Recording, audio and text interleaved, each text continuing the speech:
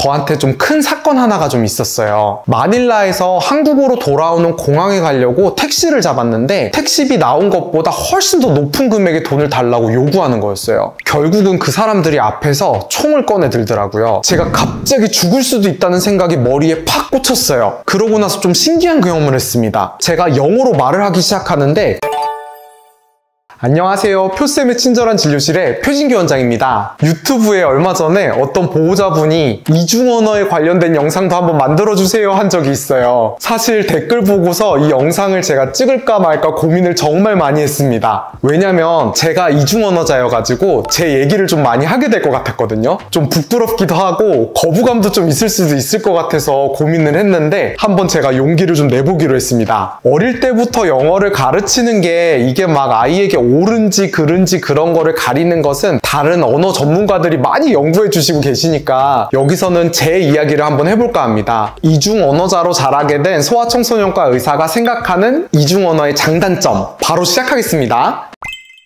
제가 가장 존경하는 저희 아버지가 교수님이신데 학사를 따러 미국에 가 있는 동안에 샌프란시스코에서 제가 태어났습니다. 미국에서 태어나서 영아기를 미국에서 좀 보내다가 한국에 돌아왔고 제가 초등학교 1학년, 2학년 시기를 다시 부모님을 따라서 미국에 가서 생활을 했었습니다. 그래서 사실 저는 이중 국적도 가지고 있었는데 인턴 때 한국에서 군의장교로 가기 위해서 미국 국적을 포기했고 현재는 한국 국적만 있는 상태입니다. 저는 어렸을 때 성격이 너무 소심해서 집에 전화가 걸려오면 모르는 사람이랑 얘기하는 게 너무 무서워서 전화를 받지도 않고 방에 숨어 있을 정도였어요. 그래서 처음에 부모님께서 미국에 간다고 얘기를 해주셨을 때 저는 너무 싫다고 안 가겠다고 반대를 막 했었습니다. 가기 싫다는 저를 억지로 부모님께서 끌고 미국을 데려가셨는데 그때 생각만 하면 지금도 그 공포감이 생생하게 생각납니다. 말이 아예 통하지 않는 미국 초등학교에서 저는 1년간 생활을 했는데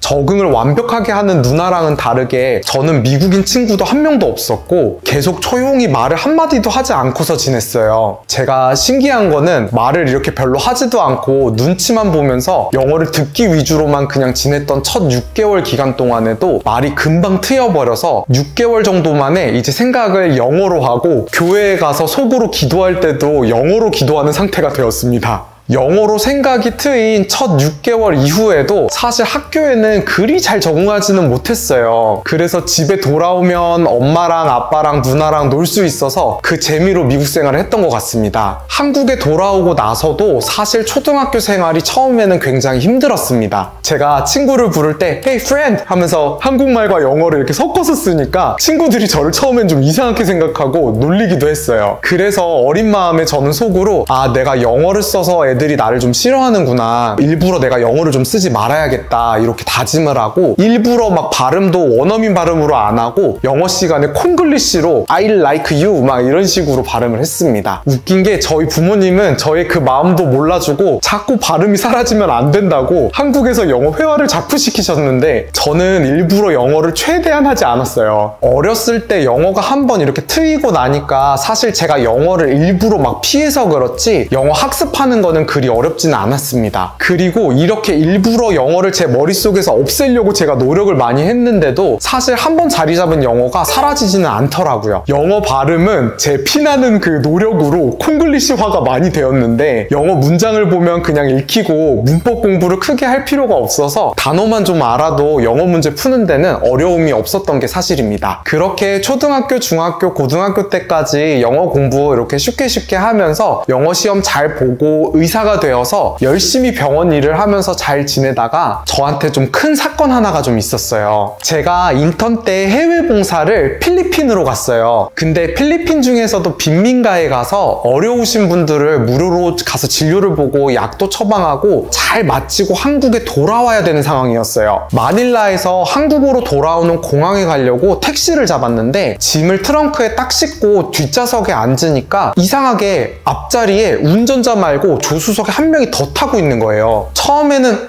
이분 뭐지? 하고 넘겼는데 이 사람들이 저를 공항에다가 안 내려다주고 시내를 계속 빙빙 돌면서 택시비 나온 것보다 훨씬 더 높은 금액의 돈을 달라고 요구하는 거였어요. 저는 처음에 난 돈이 없다, 사기치지 말라, 계속 이렇게 싸우려 그랬는데 결국은 그 사람들이 앞에서 총을 꺼내 들더라고요. 저는 조금 큰일 났다 싶어가지고 시키는 대로 돈을 내가 다 주겠다 이렇게 얘기를 하니까 총을 저에게 이렇게 겨누면서 ATM기 나오는 데를 찾아서 데리고 다니더라고요. 당시에 그때 저에게 요구한 돈이 한국 돈으로 한 50만 원 정도였는데 당시 필리핀에서는 2달 정도 생활할 수 있는 생활비 정도였다고 했습니다. 저는 이렇게 총에 맞는 것보다 돈을 주는 게 낫다고 판단을 하고 그 돈을 필리핀 사람들에게 줬습니다. 그러니까 필리핀 사람들이 저를 이렇게 풀어준 것이 아니라 오히려 저를 사창가로 끌고 가더라고요. 사창가에서 여러 여자들을 세워놓고 저에게 여자를 고르라고 막 강요를 했습니다. 제가 그래도 다행인 게 사전에 이런 정보를 조금 얻고 가서 필리핀에서 납치당했을 때 여자를 고르면 절대로 안 된다는 걸 알고 있었습니다. 한번 여자를 고르면 납치범들이 한국의 가족들에게 연락해서 너의 아들이 여자와 자고서 돈을 지불 안 했다 하면서 막 몇 억씩 뜯어내고 결국 풀어주지도 않고 행방불명이 된 사람도 있다는 기사를 본 적이 있었어요. 그 사람들이 여자를 고르라고 하는 순간에 제가 갑자기 죽을 수도 있다는 생각이 머리에 팍 꽂혔어요. 그러고 나서 좀 신기한 경험을 했습니다. 갑자기 다시 모든 생각이 영어로 들기 시작하면서 제가 영어로 말을 하기 시작하는데 미국에 어렸을 때 살았을 그때처럼 너무 쉽게 모든 말들이 머리에서 튀어나왔습니다. 납치범들에게 제가 진심을 담아서 얘기를 좀 했어요. 나는 지금 너희 나라에 어려운 사람들을 지금 도와주려고 이렇게 힘들게 왔다. 빈민가에서 아픈 환자들에게 무료로 진찰을 다 해주고 약을 다 줘가면서 내가 치료를 해주고 한국으로 돌아가는 길이다. 부탁인데 너희도 양심이 좀 있으면 너희 나라를 위해서 좋은 마음으로 이렇게 온 나를 좀 살려달라. 내가 여자를 고르지 않겠다. 돈도 돌려달라고 하지 않을 테니까 날 그냥 풀어만 줘라. 제가 이 말이 너무도 편안하게 그냥 막 영어로 나오더라고요. 그 납치범들도 이 얘기를 듣더니만 좀 곤란한 표정을 지었습니다. 납치범들이 여러 모여있는 곳에서 자기들끼리 막 회의를 하더니만 결국은 저를 길가에 짐과 같이 풀어주고는 사라졌습니다. 이렇게 저는 영어가 갑자기 터져서 살아날 수가 있게 되었습니다. 저는 그때 한국에 돌아오는 비행기를 타면서 어릴 때 저를 억지로 미국에 끌고 가준 부모님께 너무 감사했습니다. 제가 이렇게 죽을 수 있는 위기에서 갑자기 영어가 유창하게 나오면서 그 사람들 마음에 와닿게 말을 할 수 있었다는 게 너무나도 다행이었습니다. 그리고 지금도 그때의 기억으로 죽었다 살아났다고 생각하고 열심히 살고 있습니다. 이런 큰일을 겪은 저에게 이중 언어에 대해서 묻는 댓글을 보고선 진짜로 고민이 좀 많이 되더라고요. 제가 생각하는 이중 언어의 단점은 저희 어릴 때처럼 소심하고 폐쇄적이면서 사회성이 떨어지는 친구들에게는 잘못하다가 사회성에 큰 문제가 생길 수도 있다는 점, 그리고 제가 국어를 항상 못했고 지금도 언어 응용 문제를 풀라 그러면 많이 틀리는데 저 같은 친구들은 자칫 잘못하면 한국어에 대한 자신감도 많이 잃을 수 있다는 것입니다. 장점은 이런 이중 언어의 힘든 점들을 제가 이겨내면서 스스로가 점점 단단해졌고 낯선 환경에 적응하는 것도 익숙해졌다는 것이고, 마지막으로는 해외에서 유사시에 목숨을 건질 수 있다는 점입니다. 물론 영어로 책 읽는 게 제가 편하다 보니까 의사하면서도 유리한 점이 좀 많기는 해요. 영어로 논문 쓸 때도 너무 편했고 제가 진료 볼 때 좋아하는 감염책 이것도 다 원서인데 한글책으로만 보는 것보다 훨씬 더 많은 정보를 공부해서 환자들에게 적용할 수 있거든요.